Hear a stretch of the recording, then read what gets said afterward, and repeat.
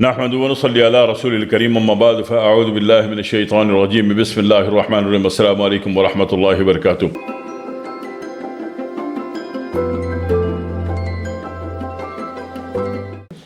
Moringa benefit, सुहांजना benefit, सुहांजणों benefit, ठीक है ना। सुहांजणों जो फ़ायदो या सुहांजने का फ़ायदा या मोरिंगा बेनिफिट, ठीक है। तो उसके फ़ायदे बहुत सारे हैं भाई। ये गुद्दी असाब ये 5 नंबर है, ठीक है ना। तो 5 नंबर की जो चीज़ है वो आपके 6 नंबर को भी फ़ायदा देगी, 1 नंबर को भी। 6 नंबर और 1 नंबर क्या होता है? असाबी, है ना।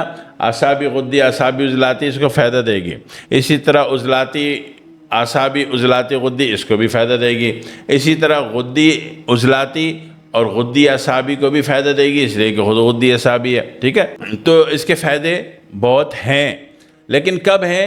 जब आपने दरख्त से खुद तोड़ा हो, ठीक है। ये पुराना रखा हुआ जनाब वाली आपने पाउडर ख़रीद के कैप्सूल खाने शुरू कर दिए, बिल्कुल बेकार काम, निकम्मा निखट्टू वाला काम। थोड़ी सी स्ट्रगल पैदा करो, थोड़ी सी ज़िंदगी पैदा करो, थोड़ी सी हलचल पैदा करो, ठीक है।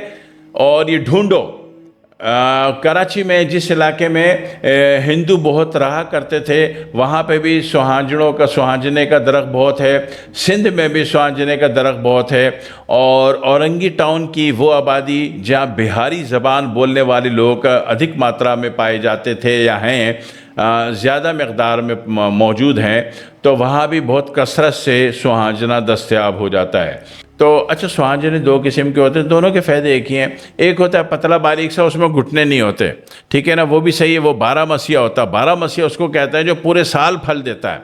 और एक घुटने वाला होता है, तो ये एक मौसम में फल देता है, एक मौसम में फल नहीं देता, यानी फल ही नहीं देता। तो पहले तो इसको समझ लीजिए। तो वो फिर जनाब वाली उसके पत्ते तोड़ के लाने हैं और या तो फ्रिज में रख लीजिए एज अ वेजिटेबल, और या तो फिर क्या करिए कि उसको साए में सुखा लीजिए और पीस के पाउडर बना लीजिए। ये खुद ला के सुखा के पीसा है तो ये काम का है, ठीक है। अच्छी तरह कान खोल कर सुन लें, आंखें खोल कर सुन लें, ठीक है। ये मार्केट से ले लिया, अब इतना महंगा मार्केट से ले रहे हो, तो खुद जब अल्लाह ताला ने दिया हर गली के हर 5वीं गली के नुक्कड़ पे, तो ख़रीदने की क्या ज़रूरत है, ठीक है। और अगर आप ताज़े पत्ते जो फ्रिज में वेजिटेबल कंटेनर में डाले थे, तो वो रोज़ाना इसका 1 बड़ा चम्मच पी लें, तो 1 चम्मच पिएंगे उबाल के। और अगर आपने इसको साए में सुखा लिया था और सुखाने के बाद इसको पीस के पाउडर बना लिया है, तो फिर इसका 1 छोटा चाय का चम्मच उबाल के पीना काफ़ी है, ठीक है ना। और शाम को एज अ ग्रीन टी अगर इसको पी रहे हैं तो इसको उबाल के 1/4 नींबू भी निचोड़ लिया करें, तो ग्रीन टी वाला भी फ़ायदा हो जाएगा। और इसका अपना फ़ायदा तो है ही। अपना फ़ायदा क्या है मोरिंगा का? मोरिंगा का जो मिजाज है वो गुद्दी असाबी 5 नंबर है। रूह का मिजाज क्या है? रूह का मिजाज भी गुद्दी असाबी 5 नंबर है, ठीक है। जब रूह सही होगी तो पूरी बॉडी को सीधा रखेगी। जब रूह ख़राब होगी, डैमेज होगी, काहिल होगी, निकम्मी होगी, निकट्टू होगी, मरी हुई रूह होगी। मरी हुई रूह समझते हो? बेटा खाना खा लो, अभी मूड नहीं है, तुम्हारे बाप के नौकर हैं, सुबह से रात तक माँ मेहनत करके खाना पका के वो तुम खाना खाओ तो वो जाके बिस्तर में बेचारी लेटे है जी। तो रूह के जो मरी हुई है या मर रही है, इसकी जो ज़िंदगी है, रूह को जो चार्ज करेगा वो मोरिंगा करेगा, ठीक है जी। तो मोरिंगा जो है यानी कि ताज़ा पत्ते हैं, तो 1 बड़ा चम्मच उबाल के पी लिया और सुखा के पीस लिया हुआ था, तो 1 चाय का चम्मच काफ़ी है। एक तो ये आसाबी ताकत देता है। अच्छा, आसाबी ताकत में भी एक बात है, ये आसाबी ताकत वैसे सिर्फ उबाल के पीने से नहीं देता, कुछ दर्दों को कम करेगा और कुछ बॉडी को एक्टिव करेगा, कुछ रूह को वोल्टेज बढ़ाएगा, उसके एम्पेयर बढ़ाएगा, ठीक है। लेकिन जब इसको आपने आसाबी ताकत में लेके जाना है, तो फिर क्या करेंगे कि मोरिंगा का 1 चाय का चम्मच 1 कप दूध में उबाल के ठंडा करके पिएंगे। वाह जी वाह वाह वाह वाह वाह वाह। ना सुबह आपकी बेगम आपको दुआएं दे रही हो, ठीक है।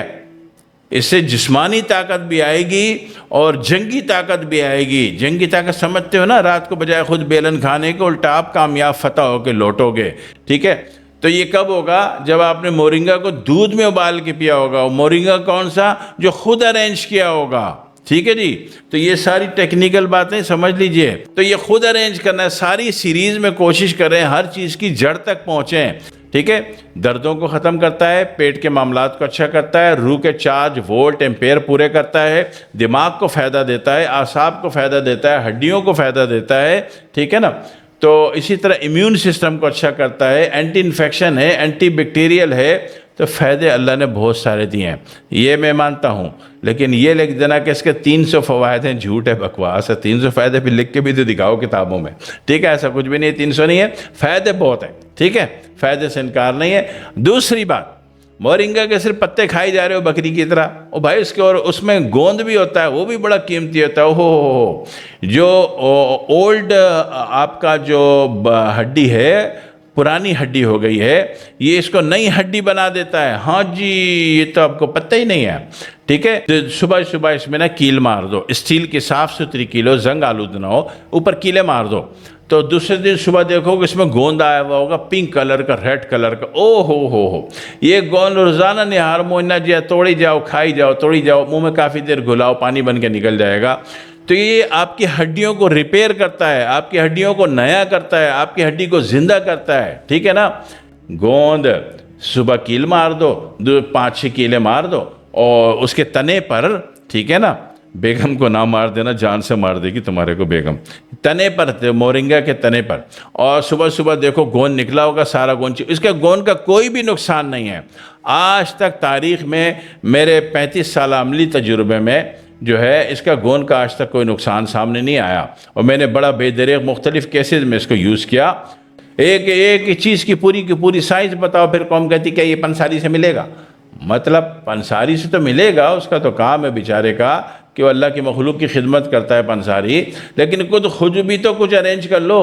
अजीब अजीब से लोग चले जाते हैं, एक वीडियो बनाई डंडेलियन पे कि भाई ये शनाख्तें मिल जाती, कम करी पंसारी से मिलेगी। कोई भी चीज़ बोलो पंसारी, भाई पंसारी क्या मिल जाता है, ठीक है। तो जनाब वाली इसका गोंद भी बड़ा कीमती है। और फिर जो इसका जो लकड़ी है जो सूख गई हो, दरख्त काटना तो पाप है ना, जुर्म है, दरख्त काटना अच्छा नहीं है।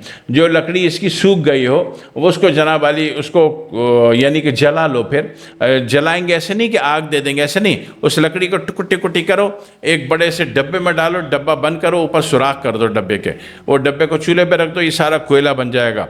ये कोयला इंतहाई मुफीद है कि अगर आप इसको दांत का मंजन बनाते हैं या बवासीरी और ज़ख्मी मस्सों पे लगाते हैं तो ये मंजन इसका पाउडर जो है वहाँ भी फ़ायदा देता है आले दर्जे का।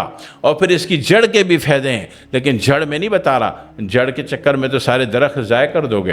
तो जो अल्लाह ने ऊपर फ़ायदे दिए, इसके फल में फ़ायदा है, इसके फूल में इतने फ़ायदे की बात नहीं करो। इसके फूल की जो ख़वातीन होती हैं, इसके फूल की जो है ना वो बनाती हैं, जिस तरह हमारे अमृतसर भारतीय पंजाब में और हमारे लाहौरी पंजाब की औरतें जो हैं इसके फूल को कीमे के साथ पकाती हैं। ओ हो, वो कीमा आपने खा लिया तो आप बोलोगे ज़िंदगी भर यही खाना है, और वो देसी घी के पराठे के साथ ओ हो, नानी दादी याद आ जाती है बंदे को। तो इसके फूल के भी फ़ायदे हैं, फली के भी फ़ायदे हैं, पत्ते के भी फ़ायदे हैं, इसकी शाखों के भी फ़ायदे हैं, और इसके गोंद के भी फ़ायदे हैं। समझिए मामले को, नोट कीजिए अपनी नोटबुक में, फिर दुआ में याद रखिएगा। वस्सलामु अलैकुम वरहमतुल्लाहि वबरकातुहू।